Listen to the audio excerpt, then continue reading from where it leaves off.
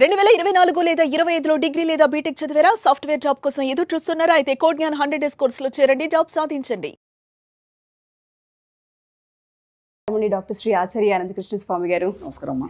ఈ ఎపిసోడ్కి సంబంధించి అసలు ఏం చెప్పబోతున్నారు?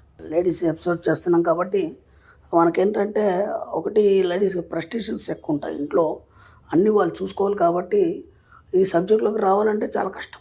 ఎందుకంటే ఎంత ఈ సబ్జెక్ట్ గురించి ఆలోచించాలన్నా సరే ఇంట్లో ఉన్నటువంటి ప్రెస్టేషన్స్ కానీ, పిల్లలు, ఒత్తిడి, అత్త మామ లేకపోతే భర్త, లేదంటే ఎక్కడనో వాళ్ళు సిటీకి వచ్చి ఆ లైఫ్ లీడ్ చేయడం, దాంట్లో ఆమె ఒంటరి అయిపోవడం, ఆయన పొద్దున్న నుంచి సాయంత్రం వరకు డ్యూటీకి వెళ్ళడం, ఈ ఫ్రస్ట్రేషన్లో ఏమవుతుందంటే కాన్సన్ట్రేషన్ అనేది రాదు. అవును, కాన్సన్ట్రేషన్ నిజం సార్.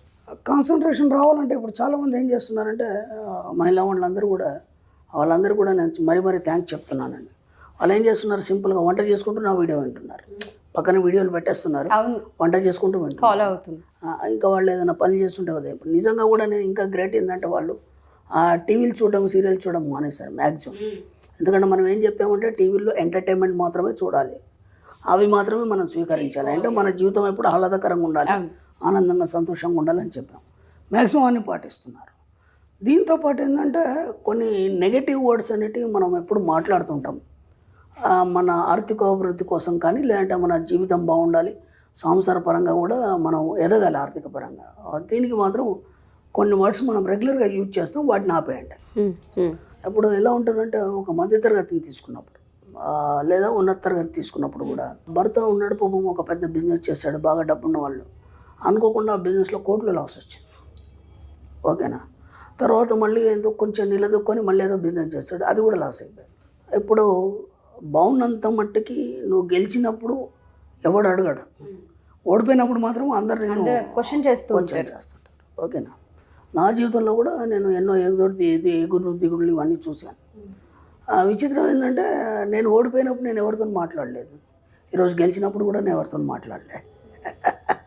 అర్థం, ఎందుకంటే నాకు అప్పుడు మాట్లాడే అవసరం లేదు, ఇప్పుడు అంతకన్నా లేదు. ఎందుకంటే అప్పుడు నాకు మాట్లాడే అవసరం లేదు, ఇప్పుడు నా గురించి అందరూ మాట్లాడుకుంటున్నారు. అర్థమైందా? కానీ మనం ఏం చేస్తామంటే ఒక ఓడిపోయిన వ్యక్తిని కానీ, లేకపోతే జీవితంలో ఏదో దెబ్బతిన్న వ్యక్తిని పట్టుకొని మనం సాగతీస్తూ విమర్శలు బాగా చేస్తాం.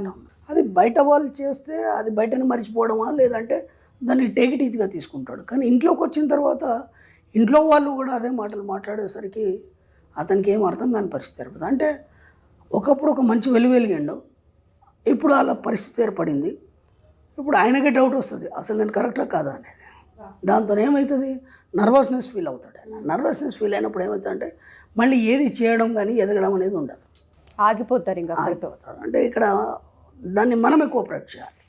ఇంట్లో ఇప్పుడు భార్యగా మనం ఏమంటామంటే ఏం చేస్తున్నాడు మీ అంటే, ఏమేలుగా పెట్టిండు, ఇంతకుముందు ఏదో చేసిండు, దాంట్లో మొత్తం పోయింది, ఆ తర్వాత మళ్ళీ ఏదో కొత్తగా చేసిండు, దాంట్లో ఏం కనిపిస్తలేదు, తిరుగుతూ ఉన్నాడు, పోతూ ఉన్నాడు, వస్తూ ఉన్నాడు, ఇట్లాంటి మాటలు మనం మాట్లాడతాం. అవును. ఇప్పుడు అది ఏమవుతుందంటే మీకు తెలియకుండానే అదే అఫర్మేషన్గా మారిపోతుంది. మీ అమ్మ వచ్చింది, నేను చూడడానికి కూతురు అని చెప్పేసి మనల్ని చూడడానికి వచ్చినప్పుడు అంతా అయిపోయిన తర్వాత పిచ్చపాటి మాట్లాడుకున్నప్పుడు ఇదే వస్తుంది కదా, ఏం చేస్తున్నాం వాళ్ళు కానీ ఇదే మాటలు మాట్లాడు. అవును. ఇప్పుడు ఆమె వాళ్ళ ఇంటికి వెళ్ళిన తర్వాత, వాళ్ళ అత్తగారి ఇంటికి వెళ్ళిన తర్వాత, మీ అమ్మగారి ఇంటికి వెళ్ళిన తర్వాత అక్కడెవరన్నా బిడ్డ దగ్గర వచ్చిన ఏం చేస్తున్నాడు అల్లుడు అంటే ఇది చెప్పింది అది చెప్తుంది. అంటే మీకు తెలియకుండానే అంతమందితోనే అది అఫర్మేషన్గా మారిపోతుంది. ఇప్పుడు పాపం ఆయన ఎంత పని చేస్తే ఆయన ఎట్లా సక్సెస్ అవుతాడు, ఇన్ని అఫర్మేషన్స్ ఆయనకు నెగిటివ్ ఉన్న తర్వాత. ఒక నెగిటివ్ ఆరా అనేది ఇలా ఫామ్ అవుతూనే ఉంటుంది, అది వెళ్ళిపోతూనే ఉంటుంది. ఇప్పుడు వీడు ఎన్ని ప్రయత్నాలు చేసినా వాడు సక్సెస్ కాడు. అర్థమైందా? కాబట్టి ఎప్పుడైనా మీ ఇంటి ఆయన గురించి బాగా చెప్పండి, అలాగే మీ పిల్లల గురించి బాగా చెప్పండి. వాడు చదువుతలేడు, అల్లరి చిల్లరి తిరుగుతున్నాడు, ఏం చేస్తున్నాడు మీ వాడు, ఏముంది మన వాడు సబ్జెక్ట్లో పోయినాడు, అప్పటి నుంచి వాడు తిరుగుతూ ఉన్నాడు, సరిగా ఉండలేదు, ఏ రాత్రి వస్తాడో తెలియదు, ఏం చేస్తాడో తెలియదు, ఏరా అంటే మాట్లాడు. ఈ కంప్లైంట్స్ చేయకండి, భర్త మీద కానీ పిల్లల మీద కంప్లైంట్ చేయకండి. ఇది చాలా మేజర్ ప్రాబ్లం. ఆ కంప్లైంట్ అఫర్మేషన్గా మరి వాడు ఏం చేయకుండా అయిపోతాడు. మీ పిల్లల్ని కానీ మీ ఫ్యామిలీని మీరే డిస్టర్బ్ చేసుకుంటున్నారు కదా, కోఆపరేట్ చేయండి. ఇదేముందండి, ఇది కాకపోతే ఇంకోటి మీరు ఇంతకుముందు చేయలేదా, చేసి సక్సెస్ అయితేనే మనం ఇంత సంపాదించాం కదా, ఇది ఒక్కడిపోతే భయం అనేది మీకు చాలా తెలివి ఉంది, మీరు ఇంతకంటే ఎక్కువ చేయగలరు. ఎందుకంటే ఇంతకుముందు అంతా చేశారు కదా, అదంతా కూడా మీ తెలివితోనే చేశారు కదా, మీకు ఎవరు సపోర్ట్ చేయలేదు కదా. కాబట్టి ఇంకా ప్రయత్నించండి, ఏముంది ఇది ఒకటి పోతే ఉంది, ఇంకోటి వస్తుంది, ఇంతకంటే ఎక్కువ వస్తుంది. ఇలా కోఆపరేట్ చేయండి. ఎవరైనా వచ్చి అడిగారు మీ బంధువులు కానీ చుట్టుపక్కల వాళ్ళు కానీ ఎవరైనా వచ్చి ఏం చేస్తున్నారు మీ ఆయన, అదేదో కొత్త బిజినెస్ పెట్టాడండి, ఆ బిజీలో ఉన్నాడు, ఎట్లా చేస్తున్నాడు, బాగా సంపాదిస్తున్నాడు, ఇంత లాస్ అయింది కదా, అదంతా కవర్ అయిపోయింది. చెప్పండి మీరు, అదే అఫర్మేషన్గా మారుతుంది. మారేమవుతుంది, ఖచ్చితంగా అవన్నీ కవర్ అయిపోతాయి, కొత్త బిజినెస్లో అయినా ఎక్కువ ఎదుగుతాడు. ఫస్ట్ మనకి కూడా కాన్ఫిడెన్స్ పెరుగుతుంది. Yes. ఇప్పుడు మన మధ్య తరగతికి వచ్చేసరికంటే ఇంకా ఘోరంగా మాట్లాడతారు వాళ్ళు. అర్థమైందా, ఏం చేతనైంది, ఇంతకుముందు మస్తు ఎలగబెట్టి ఇప్పుడు ఎలగబెడతాడు. ఇక ఇట్లాంటి మాటలు వద్దాం.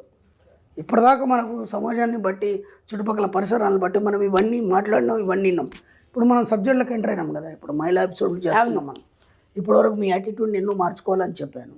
ఇప్పుడు ఇక్కడికి వచ్చేసరికి ఏంటంటే మీ యొక్క మాట తీరు అనేది మార్చుకోవడం అనేది మొదలుపెట్టండి. అందుకే ఒక మాట అనే ముందు 10 సార్లు ఆలోచించి వీలైనంత తక్కువ మాట్లాడండి. పెద్ద వాక్యాన్ని చిన్నగా చేసుకొని 2 మాటలు మాట్లాడే ప్రయత్నం చేయండి. కాబట్టి మీరు ఏదైతే మాట్లాడుతున్నారో అది అఫర్మేషన్గా మారుతుంది. మీ ఇంటి వాళ్ళకి కావచ్చు, బయట వాళ్ళకి కావచ్చు, ఏదైనా కావచ్చు. పక్క వాళ్ళ పిల్లలతో మీ పిల్లల్ని అసలు కంపేర్ చేయొద్దు, అసలు చేయొద్దు. ఎందుకంటే ఇప్పుడు పిల్లాడు ఉన్నాడు, బాగా చదువుతాడు, ఓకే, బాగా చదువు అన్నింటిలో ఫస్ట్ వస్తాడు. చివరికి వస్తే వాడు ఏం సాధిస్తాడు, గవర్నమెంట్ జాబర్ అవుతాడు వాడు. అంతకంటే ఏం కాదు కదా. అన్నింటిలో ఫస్ట్ వచ్చిన తర్వాత పాస్ అవుతాడు, ఏదో గవర్నమెంట్ జాబ్ వస్తుంది. నెలకు 50,000 1,00,000 రూపాయలు సంపాదిస్తాడు. వీడు చిన్నప్పటి నుంచి సరిగ్గా చదవాడు, ఏమీ చేయడు, ఉన్న పలంగా వాడేదో వ్యాపారం చేసి దాంట్లో కోట్లు సంపాదిస్తాడు. ఇప్పుడు ఆ పిల్లాడు గ్రేటా, నీ కొడుకు గ్రేటా? వాడు గత జన్మలో ఏదైతే డిజైన్ చేసుకొని వచ్చిండో దాని ప్రకారం వాడు తయారవుతాడు తప్ప మీరు ఎప్పుడు ఇతరులతో కంపేర్ చేయకండి. అలాగే మీ భర్తను కానీ లేకపోతే మీ ఇంట్లో ఫ్యామిలీ మెంబర్స్ ఎవరైనా సరే, మా చెల్లి ఆయన భర్త ఉన్నాడు, ఆయన ఎంతగానం చేస్తాడు, అట్లా చేస్తాడు, అన్ని నగలు చెప్పించాడు, ఎప్పుడు వాళ్ళతో పోల్చకండి. అప్పుడు ఏమవుతుంది, ఇంతేరా నా జీవితం, ఇంతకంటే నేనేం చేయలేను.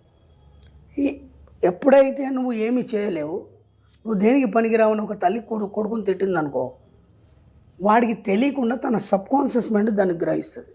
గ్రహించేదేమి చూసుకో, నేను పనికిరాని వాడిని, నాతో ఏం చేత కాదు, నేనేమి చేయలేను. వీడేమనుకోడు, సబ్కాన్షియస్ మైండ్ ఫిక్స్ అయిపోయి వాడు ఏం చేద్దామన్నా చేయలేడు. ఎందుకంటే సబ్కాన్షియస్ మైండ్లో ఫిక్స్ అయింది కదా. అది చాలా సూక్ష్మంగా ఉంటుంది మన సబ్జెక్టు. లోతుకెళ్ళినప్పుడు ఇన్ని రహస్యాలు ఉంటాయి మన. కాబట్టి ప్రతి వర్డ్ మాట్లాడేటప్పుడు కానీ, ఎప్పుడు ఎవరిని కించపరచడం కానీ, ఎవరిని విమర్శించడం కానీ, వాడేం చేయకపోని మీ వాడు ఎలా ఉన్నాడు, బ్రహ్మాండంగా ఉన్నాడు, బ్రహ్మాండంగా చదువుతున్నాడు, ఈసారి ఫస్ట్ క్లాస్ వస్తాడని చెప్పండి. వాడు పాస్ అయితే చాలు. ఫస్ట్ క్లాస్ ర్యాంక్ వచ్చినవాడు, ఇంటర్లో ఫస్ట్ క్లాస్ ర్యాంక్ వచ్చినవాడు, డిగ్రీలో పోయిన వాళ్ళు ఎంతమంది ఉన్నారు, 10th ఫస్ట్ స్టేట్ ర్యాంక్ వచ్చిన వాళ్ళు, ఇంటర్లో పోయిన వాళ్ళు ఎంత ఉన్నారు, చూసాం మనం అలాంటివి. అవన్నీ కూడా మనకి బేరీజ్ వేసుకుంటే మన పిల్లలు చాలా బెటర్. వాడు బాగా చదువుకుంటాడు, చేస్తాడు, నేను కాదన్నాను. ఇంట్లో ఒక పని చేయడు.